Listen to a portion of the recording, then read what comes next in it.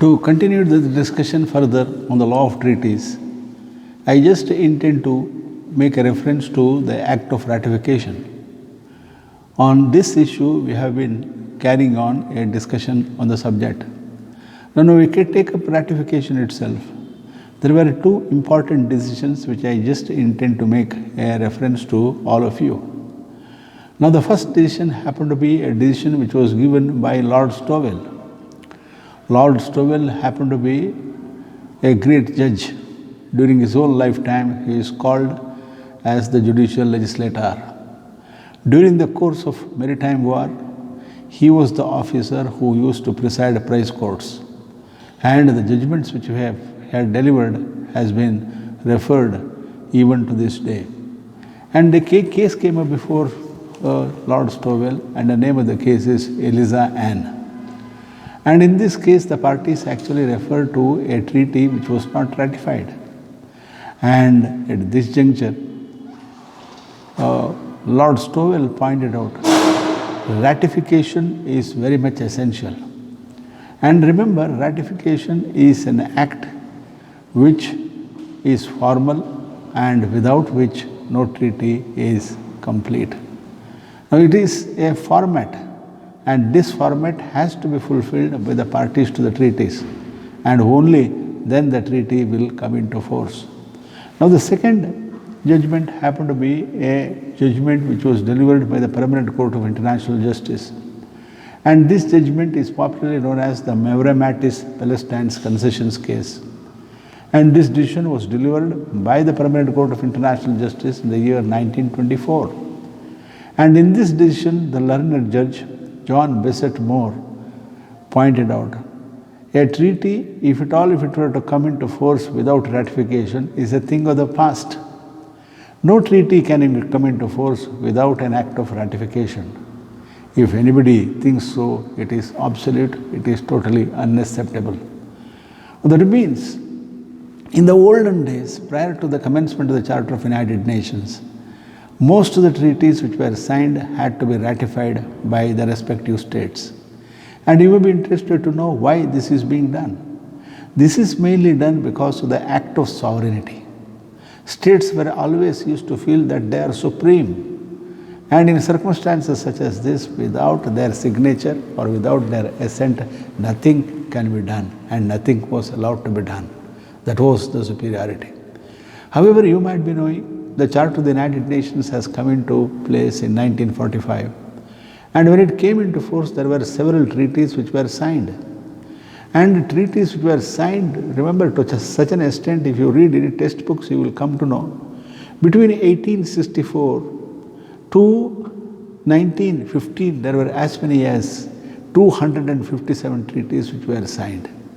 I am just giving you the date of only between 1864 to 1914 or 15, before the commencement of the First World War. Now thereafterwards, the era itself is popularly known as the era of multilateral treaties. How many treaties have come? What type of treaties? And the subjects on which the treaties have come. It may be in the area of agriculture, or it may be in the area of narcotic drugs. It may be relating to the law of space, or it may be relating to the law of the sea. It may be relating to biotechnology. It may be relating to social status of women. It may be relating to population control. It may be relating to education. Now, in all these subjects, when the treaties come, it is just not possible to insist compulsorily on ratification. That is why in the document itself, they will say whether the treaty will come into effect after signature. Now, if the treaty says that the treaty will come into force after signature, simply meant the parties who represented at the conference by way of delegates, and when they surrender their what we call as the document of full powers, and if they sign on the last day, on the day of conclusion, on the concluding ceremony, the treaty will come into force on that day itself.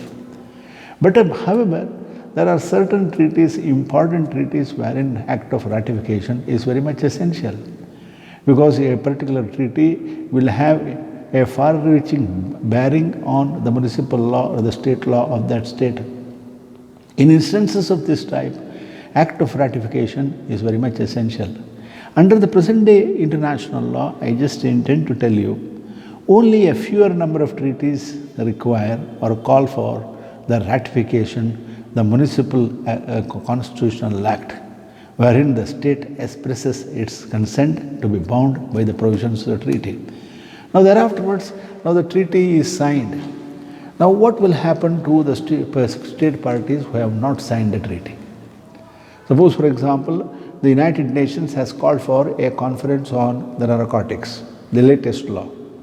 Now they intend to plug the existing loopholes, and once they plug into the existing loopholes, they want to give it to a universal character. And when they intend to give it to universal character, invitations to almost all the parties are sent to take part in the convention. Now of the 193 states, only about 180 of them participate. And they send their representatives, they participate in the conference, they participate in the discussion. And then on the last day of the concluding session, when the chairman of the conference calls the general body meeting of the participants, they sign. They just climb down on the stage, get into the stage, and at the appropriate place they sign and come back. The point is, they say, on signature the treaty will come into force. These are all for hypothetical discussion purposes. I am just telling you. Now the treaty will come into force on signature. One of the articles to the treaty itself makes a reference to this. Now what will happen if the other parties intend to become a party to the treaty? So for this purpose, the Convention on the Law of Treaties of 1969 clearly points out those states who did not participate in the conference are given an opportunity to accede to the provisions of the treaty. And remember, they can immediately proceed and take part and sign, and the treaty will come into force, or even at times along with the others only. Now the purpose, suppose for example, on the appointed day the treaty is signed. One of the clauses in the agreement, the last clause points out, the treaty will come into force 15 days from the date of signature. So during this period of 15 days, the other parties who did not take part in the treaty can sign, and the treaty can come into force along with others. Now you take an instance till there are another 15 members who have neither interested nor taken part in the provisions of the treaty. Now the treaty is actually in force. Even for such states, there will be an opportunity that is being given. They can still accede to the provisions of the treaty. That is called as an act of accession. So generally speaking, in international law, there will be no difference between what we call as accession as well as ratification. Ratification is a municipal act, but the state who accede to the provisions of the treaty are also treated on equal footing without complicating the matter further. Now there is one more terminology that is being used under the law of treaties, adhesion. And when I speak of adhesion, what do you mean by this? Now certain writers in the area of international law go to the extent of pointing out, accession means the concerned state accedes or becomes a party to the treaty, to the whole document. They say the entire treaty is binding and it has to accept it. Adhesion simply meant, now the concerned state which intends to, remember, adheres to the provisions of the treaty becomes a party to the treaty only to a few of the provisions or a majority of the provisions, thus far no further. That is what is being given. Now in certain other terminologies used by the different states, maybe you have Latin American countries or African countries or East European countries. Here the terminology that may be different. They may not say it is an act of ratification. They may say it is an act of approval and an acceptance. They say acceptance. So the act of acceptance, when they submit to the Secretary General of the United Nations, or the act of approval when they submit to the Secretary General of the United Nations, this is also treated as an act of ratification for the parties to the treaties. Now with which we go to discuss something related to, under the law of treaties, you might be knowing, it is clearly pointed out, a treaty will not have retroactive effect. It will have only prospective operation but not retrospective operation. So from the date of signature made by the concerned party, the concerned treaty is applicable to that state is the message that is being conveyed under the law of treaties. Now when we go further, registration and publication. Now when the treaty, multilateral treaties, when they are, remember, signed, naturally they have to be registered with the Office of the United Nations. Under Article 102 of the Charter of United Nations, the provision is very clear. Every treaty shall be registered at the Office of the Secretariat. And this is one of the responsibilities of the Office of the Secretary General to get the registration done of every treaty. Now there are instances wherein, remember, why this is being insisted. This is being insisted for the simple reason there should not be the signing of secret treaties between the parties. Suppose, for example, a particular treaty which is entered between parties secretly, and this treaty, if it is not registered, it cannot be invoked for purpose of protection.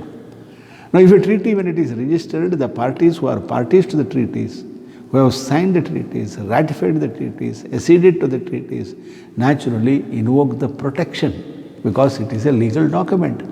That is why every treaty shall be registered.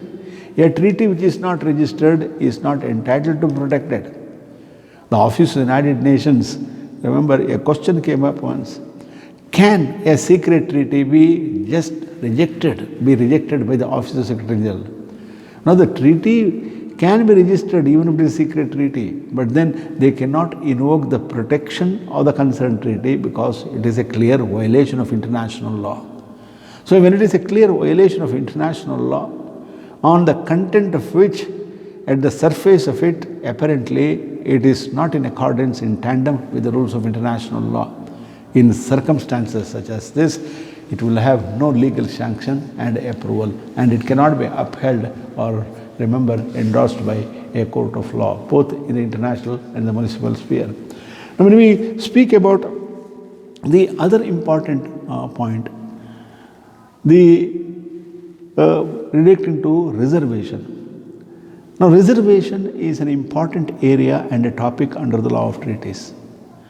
Now, the point at issue is when the treaty is about to be signed, a particular state says, a certain portion of the treaty is not applicable to me. Can such a thing be made? So, for example, they take an instance relating to a convention. A convention has 200 articles. When a convention has 200 articles, one of the parties points out at the time of signing the treaty, the 5 articles in the treaty is not applicable. I express my reservation. The point is, the basic point that is being questioned is whether such a reservation can be made by a particular state. No, reservation can be made. It is one of the incidents of state sovereignty that a state has the power to say, I am not able, nor I can refuse to carry forward the provisions of the treaties, a few provisions of treaties. This can be done. It is sovereign, state is sovereign, supreme power. It is empowered to say. But then suppose, for example, a particular state, I am not able to, of the 300 articles, I can accept only 100 articles. Another state says, I can accept only, remember, 200 articles of the treaty and carry forward. Or the fourth state might say, I will accept only another 150 articles. Now it will lead to lawlessness. The treaty is being signed to become or to bring in uniformity in law. Instead of bringing uniformity in law, it will bring divergent opinions, with the result there will be lawlessness. That is the reason. Now, for example, under the international law, existing rules of international law, members of the international community, remember, assisted and advised by the International Law Commission, have devised a new formula. And this new formula is very simple. Reservation to a particular treaty can be done by an independent and sovereign state. And there is no fight as regards that matter. But then, when you make reservation, First and foremost is the object of the treaty and the integrity of the treaty has to be maintained. Under no circumstances for what purpose the object is that the treaty is signed, and the integrity and the fairness of the concerned treaty has to be maintained. Suppose, for example, a particular state makes a reservation. With the result, the integrity and the compatibility is defeated. Such reservations are not allowed to be done. Now, under the present international law, another device is being made. I just intend to speak to you about two conventions. One convention happened to be the Geneva Convention of 1958 on the law of the sea. Now, the Geneva Convention of 1958 on the law of the sea has four important conventions. The one is the Convention of the Continental Shelf. The another one, the Convention of the Territorial Sea and Contiguous Zone. And the other one relating to the fishery resources. We are not interested in speaking about that. I just intend to speak to you only one convention relating to the Convention on the Continental Shelf. Now, in regard to the Convention on the Continental Shelf, as far as between Article 1 and 3 is concerned, no reservation is permitted.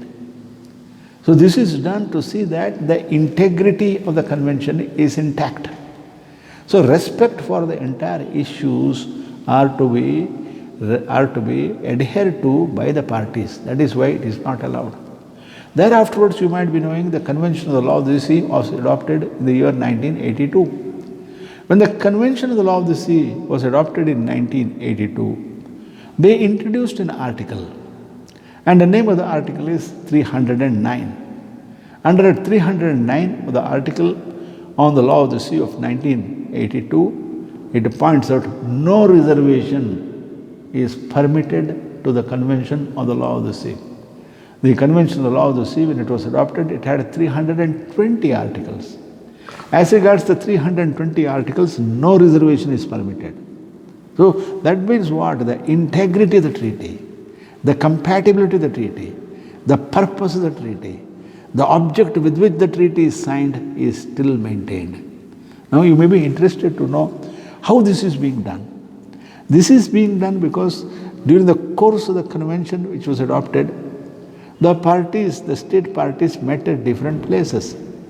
When they met at different places, remember the issues relating to several matters concerning the law of the sea was discussed. Now, for example, the problem relating to the archipelagic states.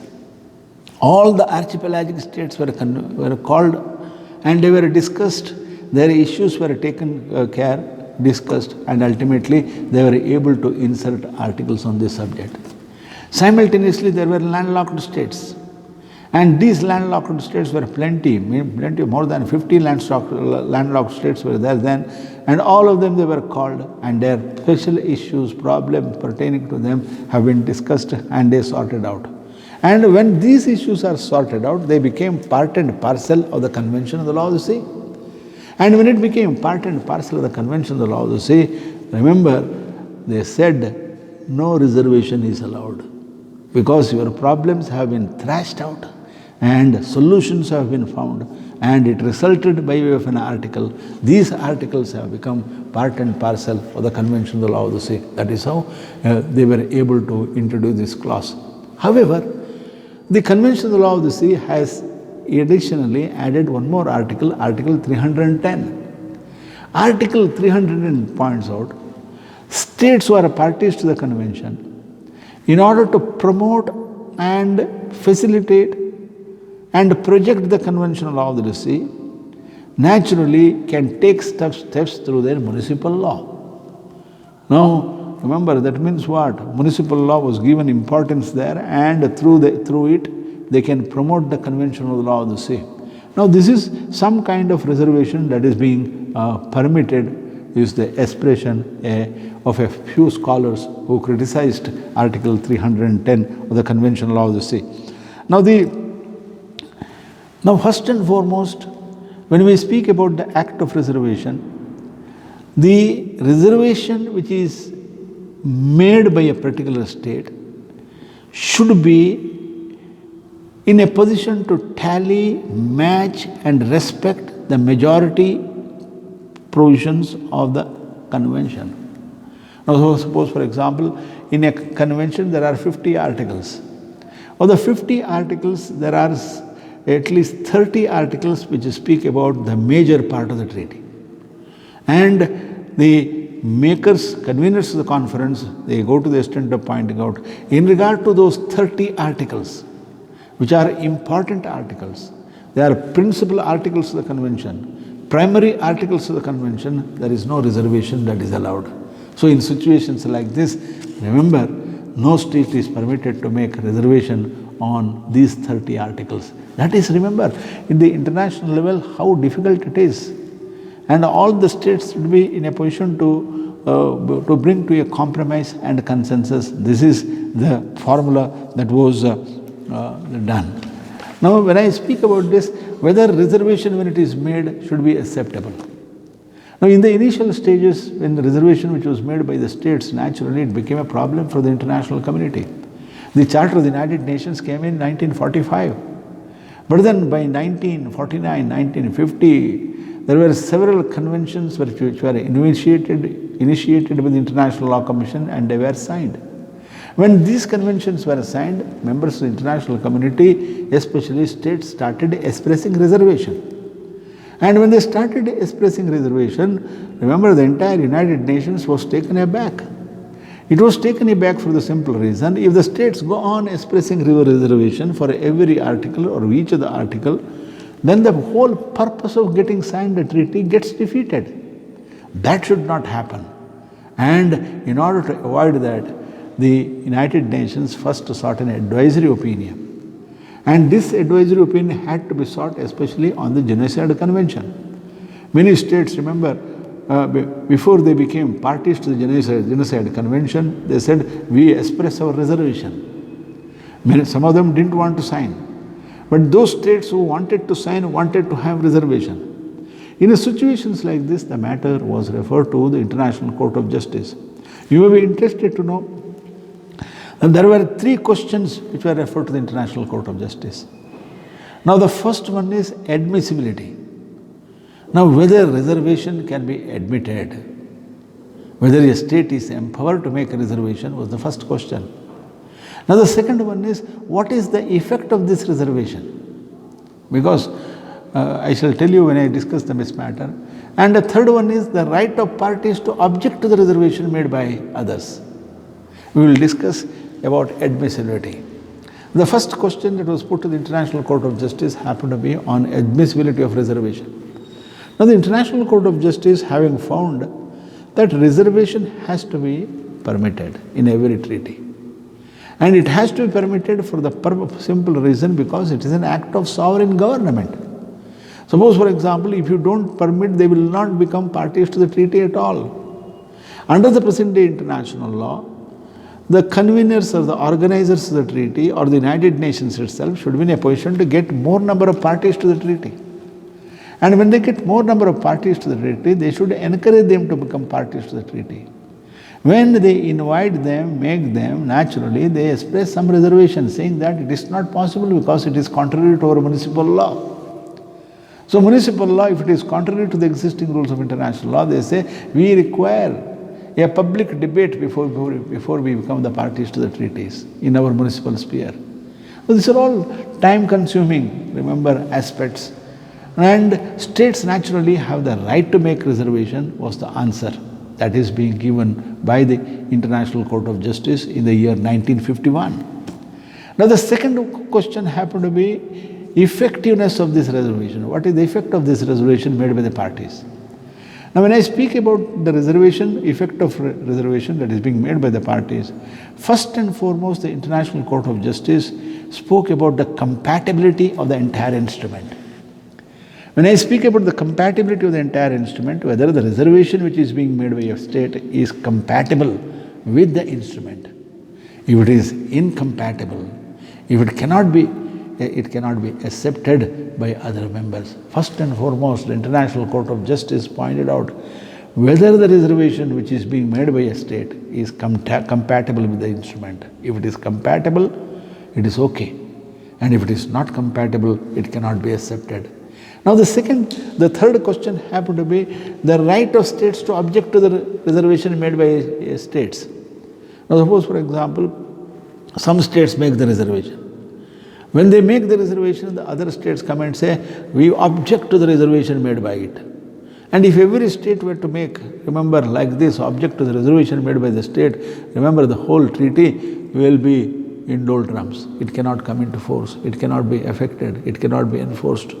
In situations like this, the International Court of Justice gave a simple formula. It just said, remember, first and foremost, only the parties or the states who have signed the treaties have the right to object to the reservation made by others. So first and foremost, the concerned state which objects to the reservation made by A, suppose for example, when reservation is expressed by state A, B cannot object. We can object only when B, state B, is also a party to the treaty which has signed. Then it can be objected. So with the result, remember, all the third states who are not parties to the treaties were not allowed to speak about it because it is a matter only between the parties to the treaties. And this is how a compromise was arrived at. But then the judgment of the International Court of Justice was not adequate. This was the criticism that was leveled against. Now, you should have done much more on this subject. In situations like this, what has happened was the International Law Commission took up the matter. The International Law Commission, in its annual session beginning in the month of July, took up this matter and they looked into each of them. And having looked into each of them, first and foremost, it said, although they agreed with the International Court of Justice, they said integrity of the instrument is fundamental. So in all cases, the integrity of the instrument is fundamental, that has to be respected and that has to be carried out. Any instrument which destroys the integrity, and if any state, when it makes the reservation with the purpose to defeat the integrity of the instrument, such reservation cannot be accepted, was the approach of the International Law Commission. Again, that was also given to posterity in 1951. However, the General Assembly of the United Nations in 1954 passed a resolution. The General Assembly of the United Nations pointed out, the General Assembly always permits a particular state to make the reservation. And when the states makes the reservation, they are bound to respect what we call as the decision of the International Court of Justice in the genocide case of 1951. There ended the matter. Now, under the present day international law, remember, reservation is permitted. Integrity of the convention as well as the compatibility of the convention has to be respected, and only the parties to the treaties have the right to make and the right to object to the reservation made by the other state, with which we go to another area. Another area is an important area which is called as the revision and amendment of treaties. Now, point is, the treaty is signed. Now, can the treaty be revised? Yes, it can be revised. There is no harm done. Now, suppose, for example, you cannot sign a treaty for posterity and live with it. It is just not possible. Remember, each treaty has a limited purpose. And when the circumstances change, they have to, remember, change according to the circumstances. So is a change to be effected in the treaty itself. That is the law of nature. So some scholars go to the extent of pointing out it is an amendment. Or some scholars go point out it is re-examination of the treaties. Or some others say it is revision of the treaties. With all said and done, remember, revision or amendment, whatever it is, remember it is ultimately the earlier treaty naturally come up for discussion.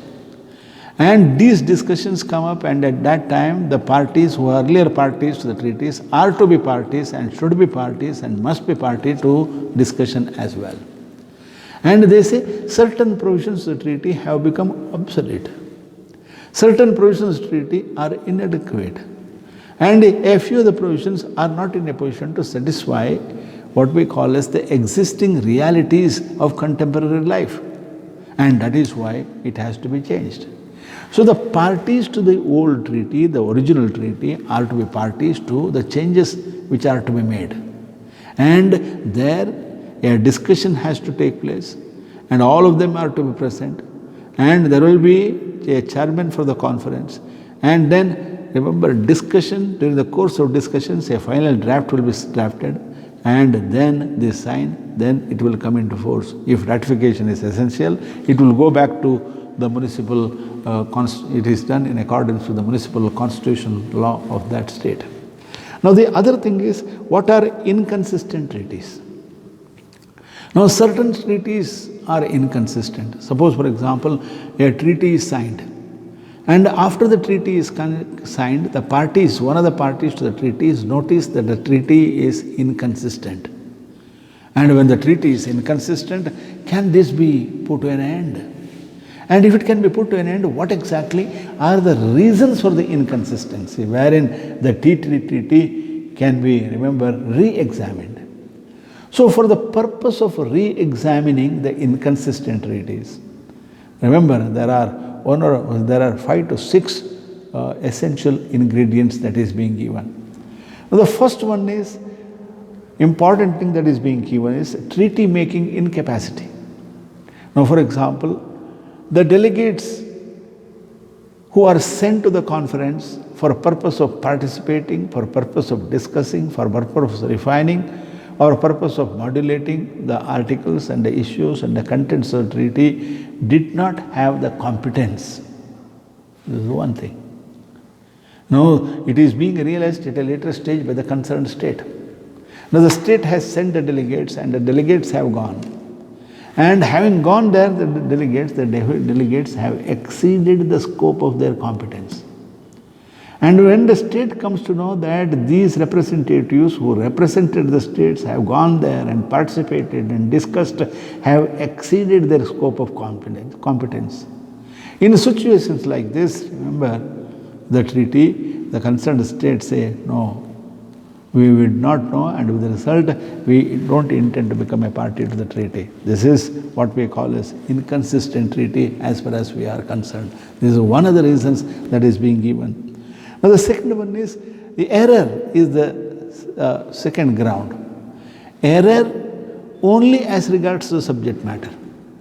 Now when the concerned state or the representatives take part, they have understood the whole content of a particular article in a different perspective. But actually the meaning of that article is totally different from what is envisaged by them. So this is being realized by the state at a later stage. Error in judgment, error in understanding, error relating to the facts and circumstances or the prevailing facts, factual situations of the treaty itself. It should be only on those material facts, not anything else. You cannot bring in and import extraneous facts and apply to it. Error naturally must be relating to the subject matter of the treaty itself. Thus far, no further, not beyond. Now the other one is, for example, in municipal law we apply when the contract becomes, remember, voidable. There are several reasons which are being given. And when these reasons are given, these reasons are applicable even in the field of international law as well. A treaty can be re-examined. It becomes an inconsistent treaty if the parties were made to take part by fraudulent act. So, if they were induced, it may be undue influence or some fraudulent transaction. And because of fraud, they had to participate and they signed the treaty at a later stage. Actually heads of states, the government comes to know that the state was made to participate because of an act of fraud. In such situations, it becomes an inconsistent treaty and it can say we are not bound by the provisions of it. Now the other thing is, suppose for example, a state is made to sign the treaty because of corruption. So the representatives are bribed. And these representatives are bribed by another state so that they takes the support, and what we call as the corruption or the conduct of corruption, taking of bribery and other things will be revealed at a later stage. When they come to know, naturally, they are allowed to what we call as put an end to the provisions of the treaty itself on this ground. Now the other one, coercion. Suppose for example, there are plenty of small states. Now a big brother naturally coerces a smaller states. You might be knowing how in the Southeast Asian nations, one big nation naturally coerces the other nations, and this is the order of the day today. Now, and if by under coercion, if they are made parties to become a party to the treaty, remember, and it is if it is made known at a later stage, they can put an end to the concerned treaty because they were made to become a party to the treaty under coercion, force, and it cannot be accepted. Now the other thing that is being spoken is, suppose for example, a particular treaty is in conflict with the norm of international law, with jus cogens. You just look to Article 53 of the Convention on the Law of the Sea.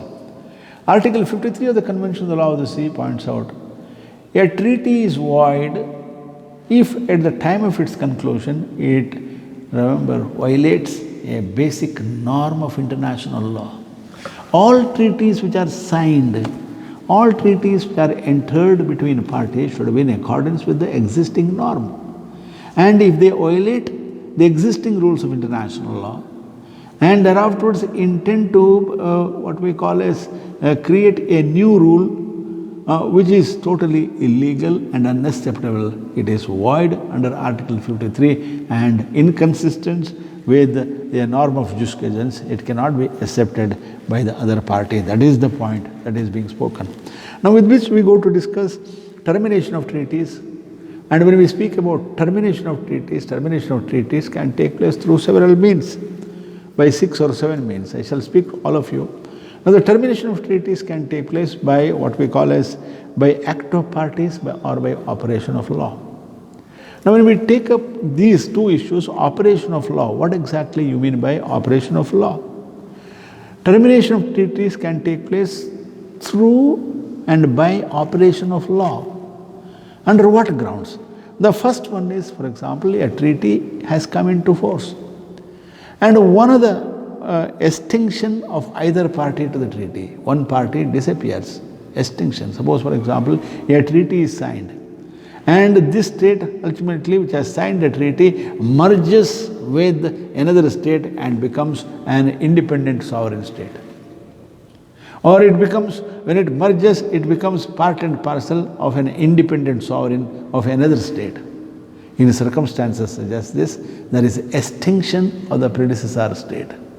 So when the predecessor state is extinguished, there is no question of carrying forward the treaty which was signed earlier by it. So extinction of either party to the treaty naturally puts an end to the treaty which is signed between them.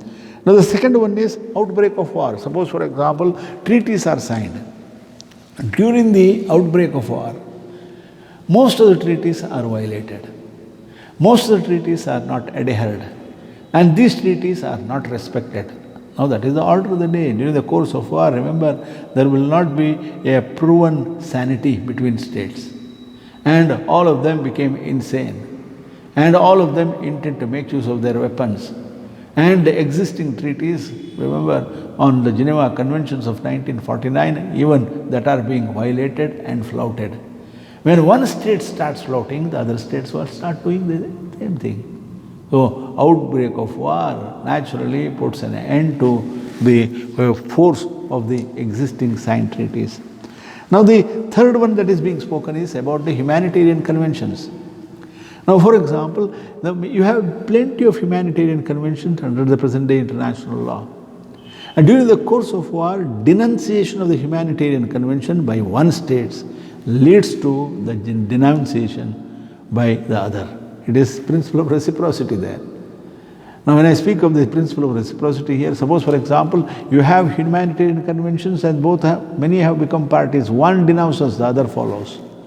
So with the result, entire treaty is, remember, put to an end, that is being stated. Now the other fourth one that is being spoken is impossibility of performance. Now what do you mean by impossibility of performance? Now at the time of signing the treaty, there were certain objects, there were certain principles, that were certain what we call as fundamental things. And impossibility of performance come into the picture, all those things have disappeared, and with the result the parties are not in a position to perform. No impossibility. Suppose, for example, I can just tell you, now the government of India enters into an agreement with one of the states in, namely South Korea. So under this agreement, the state of India is supposed to supply iron ore to the state of South Korea. And this iron ore is being supplied from a hill. And this hill is mainly responsible because geologists of the country, the state of India, have revealed to the government of India saying this hill can be in a position to supply millions and millions of tons of iron ore. Now by seeing this, the state of India saying that this hill is there. And because of the hill we can enter into an agreement and will be in a position to supply iron ore to the country. How much they want, whatever they want, it can be given. Now say, for example, take it this way, one fine morning an earthquake takes place and the whole hill is being raised to the ground. When the whole hill is raised to the ground, remember, it is just not possible to perform, impossibility of performance. It is impossible for the simple reason because earlier you thought because of this hill, you can supply as many tons of iron ore as possible to a state. Now that hill has disappeared and you don't have nearby any other hills wherein you can supply or find out or research iron ore, whether it is available or not. In situations like this, it is impossibility of performance. And you might be knowing, even in the contract law, you have impossibility of performance as one of the grounds for what we call as put an end to the contract that is being entered between two or more parties. Now there afterwards we have another important doctrine which is called as rebus sic stantibus. Rebus sic, S-I-C, stantibus. Now rebus sic stantibus is one of the grounds wherein the treaty can be put to an end. Now what is this rebus sic stantibus? It is change of vital circumstances in the treaty. Article 62 of the Convention of the Law of the Treaties points out, when the circumstances that existed at the time of signing the treaty disappear, and these circumstances since they have disappeared, the other party can say it is not possible to carry out the provisions of the treaty. This is one of the major grounds. There are books which are being written on this subject. So circumstances which were material to the signing of the treaty, but for those circumstances there would not be a treaty. Because of those circumstances you enter into a treaty. And because of these circumstances you carry out and agree to carry out the provisions of the treaty. But then these circumstances have disappeared and the treaty naturally would be put to an end. That is the point that is being spoken. Now generally all the treaties are signed for a specific period. Now, for example, this is generally called as there is the other ground. Treaties are signed for a specific period. For example, now investment agreements, promotion and protection of investment agreements signed between two governments, between the government of India as well as the government of Malaysia, is for a period of 10 years. And when once that 10 years, before that period, unless there are differences, you cannot. When once the 10-year period gets over, you can either put an end or you can, remember, re-examine and sign another treaty. Most of the countries sign another treaty by incorporating one or two new articles itself. Now there are certain instances wherein, suppose for example, an investment agreement is signed between two states. But then investment is made only by the one state and the other country is not making the investment. For example, I can just tell you, in one of the countries where when I was working, there was a treaty which was signed, promotion and protection of investment between Pakistan as well as that country. And this country, the country where I was working, had made lots and lots of investment in the state of Pakistan, but Pakistan did not reciprocate, did not make an investment at all. So when the 10-year period came, one of the directors in the ministry was saying why we should negotiate and sign another treaty. Now all activities have taken place because of our effort. It is one-sided and they are not reciprocating, and we don't want to have a treaty at all. So in such situations, there is no re-signing of the treaty on the same subject matter. It will come to an end once and for all. Now, having discussed this much, I just intend to speak to you the last part of the treatise, on law of treaties. Now, this is called as the interpretation of treaties. Now, how a treaty has to be interpreted, how treaties are interpreted in international law. Now, when I speak about the interpretation of treaties, naturally you may be interested to know organs of interpretation who are authorized or permitted or entitled to interpret the provisions of treaty. Now, when I speak about the organs of what we call as interpretation, the first organ happened to be the International Court of Justice. Now, the International Court of Justice, remember, is empowered to naturally interpret any treaty under the present law, which you should remember. So, any dispute, if it is there between states, they can accept their jurisdiction under Article 34 and go to the International Court of Justice, and they are empowered to interpret the provisions of the treaty under Article 36, of which I had made a mention to you other day. Now, this is one agency. Now, the second agency happened to be the Court of Justice of the European Communities. Court of Justice of the European Communities is empowered to interpret the provisions of what we call as regional treaties signed by the European states. It is empowered to interpret it. Now, simultaneously, you have the Court of Arbitration, which is empowered to interpret the provisions of a treaty as well. Now, there are, in certain conventions, you might be knowing, certain agencies are being created, and these agencies are empowered to create what we call as the instruments.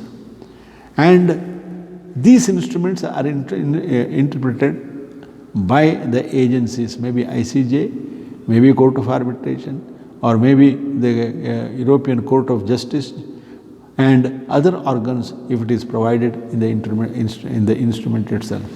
Then we go to discuss something relating to the multilateral instruments. When I speak about the multilateral instruments, you just take into consideration the United Nations organization itself. Now, the United Nations organization is drafted in 5 languages. When I speak of the 5 languages, you have the Spanish language, you have the French language, you have the English language, you have the Russian language, you have the Chinese language. So, when the Charter of the United Nations is drafted in 5 languages, all the languages stand on equal footing. So, in the event of a treaty, may they say all the interpretations have equal meaning and equal footing. Suppose, for example, in a particular dispute between 2 states, and if they say the draft which is prepared in English should be applicable for them, they will take into consideration only those draft which is prepared in English. Thus far, no further. Suppose, for example, in a dispute between 2 East European countries, they say the draft which is prepared in French is final. They may accept that. Suppose, for example, in a dispute between 2 East European states, if they say the draft which is in Russian is final, they can accept that. Otherwise, the entire document which are multilateral treaties which are drafted in 5 languages, all of them have equal footing. Now, when we come up for discussion relating to what we call as the mistakes, what rules are to be followed? Now, first and foremost, in the treaty interpretation, where there are grammatical errors or mistakes. Suppose, for example, in a particular treaty, there are plenty of grammatical errors, which is possible because some of the people who come who speak Spanish may not be knowing English. And if you ask them to write in English, remember, even the tense may get changed. Instead of present perfect continuous tense, they will be putting it in past sentence or in maybe future sentence. So, in between, you will not be able to understand what is written. Where there is a grammatical error, the rules of interpretation are very clear. It says the natural and the plain meaning must be attributed and given. Get the point? In one place you have used was, wherein he should have used is. And that will be made is, and then you read perfect continuous tense. So the rule is simple. Where there is a grammatical error, at the time of interpretation, the natural and plain meaning to the concerned treaty should be given. Now, when the treaty is interpreted, there will be another important caution that is being given to the interpreters. First and foremost, the interpreter should give an interpretation which is reasonable and consistent with the document. Any interpretation which is unreasonable, any interpretation which is inconsistent cannot be accepted under the present day rule of international law. Always a treaty, when it is interpreted, there should be reasonability and consistency. It should be reasonable and consistent, and only such interpretation has to be given. Now, the other important thing is, when an interpretation is given, the interpreter should not give such an interpretation wherein the effectiveness of the treaty is lost. Most important thing in a treaty is its effectiveness. Effectiveness means the treaty should be in a position to perform. It should be in a position to fulfill the aspirations of the participants who have signed or ratified the concerned treaty. If it defeats the very object, if it defeats the very purpose, the effectiveness of the treaty is lost. That interpretation parties are not, remember, supposed to give. Now, the last point that is being spoken happened to be recourse to extrinsic material. At the time of interpretation, the interpreters or the authorities who interpret the provisions of the treaty are not limited to the contents of the treaty itself. That means what? They just read the provisions of the treaty and write the judgment. No. They are supposed to collect extrinsic material or recourse, the practices of states. What is the practice that is prevailing in one of the parties to the state? What is the prevailing practice in the other state? And what exactly are the decisions of that? All extrinsic matters, the laws which are being passed by the two countries, if two are the parties to the treaties, or three countries' law, the decisions of the court, the law that is being enacted by them, and what the opinion that is being expressed to the publicists, all of them are to be taken into consideration before a judgment is written by the interpreters. Now, this is matters pertaining to interpretation, and we have completed the law of the treaties. Thank you.